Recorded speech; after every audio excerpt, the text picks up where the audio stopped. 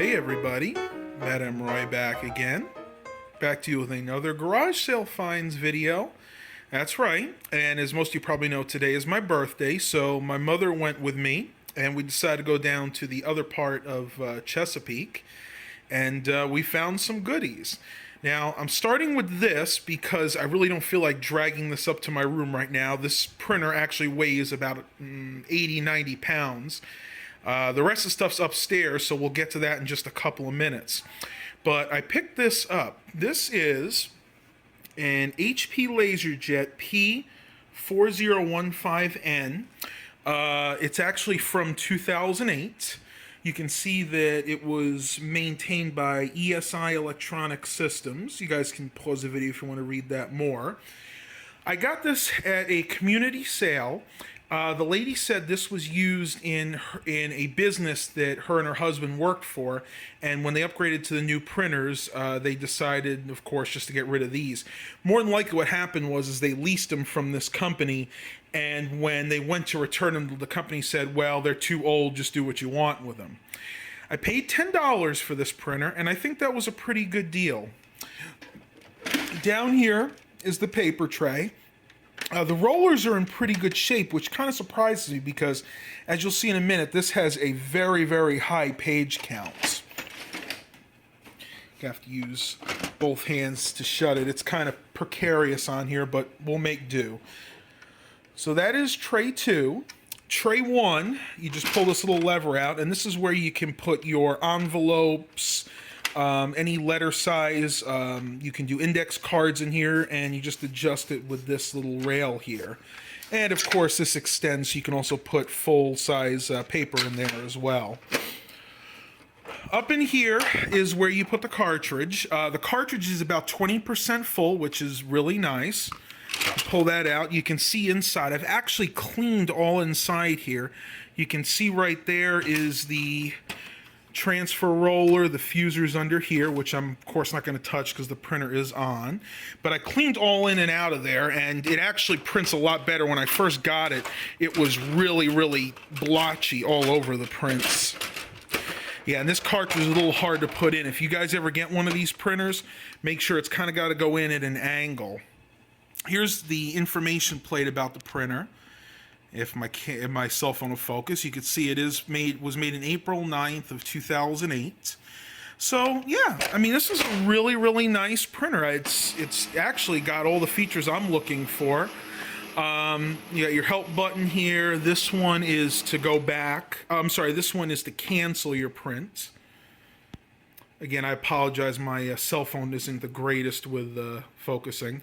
We got cancel button, your back button, your menu button, and then of course your various arrow keys.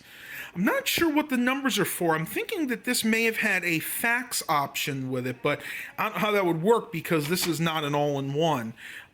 So you guys can let me know later on what the actual numbers there are for. On the side here, you just have your on switch. Just some fans on the side to keep it cool because, believe me, this does run hot after a while. On this side, you have some more cooling vents. This side's kind of yellowed, which probably means this is where they actually kept it towards the window. That one must have been towards the desk, so this kind of got a little yellowed, but that's okay. It's not in bad shape. Now, bringing this to the back here, you can see on top we have a Ethernet, where is it? Right there. Some type of probably Jet Direct card. I don't know if the newer ones actually have that or not. But I'm going to definitely need that because this is definitely going to be plugged into a network. There is the power cord right there, just a regular desktop power cable. And right down there on its lonesome self is the USB port, which for me will not be used. This is the back of the paper tray. I guess in case you have a paper jam here, you can just pull it out. Of course, you can pull it back here. If the paper jams in here, you can have easy access to pull the paper out. So yeah, this is just a quick review of my new HP Laserjet, and I'll probably do a more in-depth review later. One other thing I want to show you guys is right over here. This is something else that actually came with it. I had to take it off because I couldn't actually fit it in the car. This right here is a third tray. So you can imagine this sits underneath the printer. And that, I would say that gives it at least another 8 inches. So I literally had to take that off just to fit that in the trunk. And they call that a tray 3.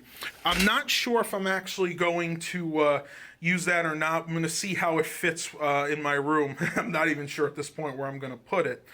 So let's go ahead and continue with the other things I found today. All right, guys. Well, here are the rest of the things I found today. And nothing super special, but I'll go through each of them. First one is this Samsung model. It's a SyncMaster model 2220WM. Now, I got this for free because it does not work, and I think the problem is the power board, because it will come on when you push the power button, but the light just blinks immediately. It doesn't even try to engage. But you can see, except maybe for a couple of minor dings, the screen itself is in pretty good shape. On the back here, it shows that it is from 2007, October of 2007. So she had it marked $5, but when we tested it and it didn't work, she said, just take it. So, you know what? I took it, and this will probably be a project in the future. So look definitely for another video coming on that monitor.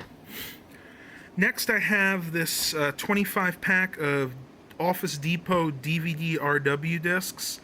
I paid, I believe, $3 for that, which is probably a little bit much, but I wanted to get some DVD-RWs because Mom and I like to burn a lot of discs to watch movies and home movies, pretty much any kind of movies, and I'm tired of only being able to use them once because we have a lot of turnover. In other words, we watch a movie for a couple of times, then we don't want it anymore, so I'll go be able to erase it now and just stick a new one on there.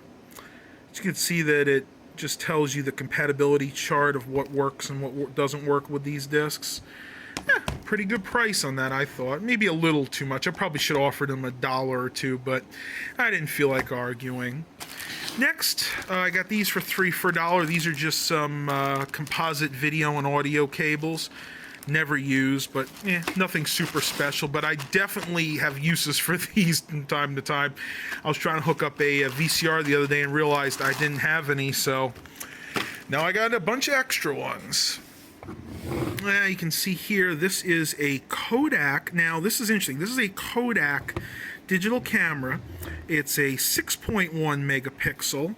And I don't know if it actually has the model number here, or if my camera will focus there. There it is, Z650. I actually have the 5.1 megapixel version of this camera. And they look almost identical. You guys have probably seen the videos on it. I did them a long time ago, but I gave a whopping, what did I give for this? $3 for this, so can't complain. Unfortunately, it does not have an SD card in it, but I got plenty of those riding around here, so I'm not too worried about it. So, again, I was definitely happy to get that. Here we have 2 of these wax melt candles. I paid 50 cents a piece for these. This one is Sensations brand, and this one is, I believe, Better Homes and Gardens. This one is pumpkin spice, and this one is some type of beach scent. I don't know if I can get that off to see what that is. Let's see. Papagago Beach, and they both smell nice. This one is actually missing one, but that's fine because 5 is more than enough to put in one of those wax melt cups that I have. And last but not least, probably the nicest thing I found today. This one, it's a tie between this and the HP Laserjet. This is a Dell Inspiron 531. And because the 531, that means it's got the AMD Athlon X2. So, guessing because this is the blue sticker, it's an early one, so it's probably a 3800, maybe a 4200. Up here, we do have a memory card reader, which I was very surprised. A lot of times, these are not populated. 4 USB 2.0 ports, a headphone microphone port, and sadly, the FireWire port is not populated, but That's the way it goes with these. Even back then, FireWire wasn't too popular. Nothing in the expansion bay. And up here we have looks just like a standard DVD burner. I don't even believe that's a dual layer burner. Case is in pretty good shape. Could use a little cleaning, but not too bad. Ports on the back, your standard VGA.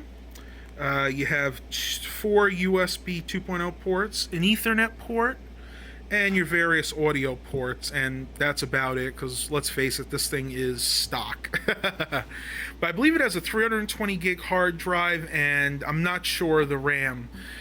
So this is going to end the garage sale finds video for today. Hope you guys enjoyed this. Please remember to like and subscribe, and as always, have a blessed day, everybody.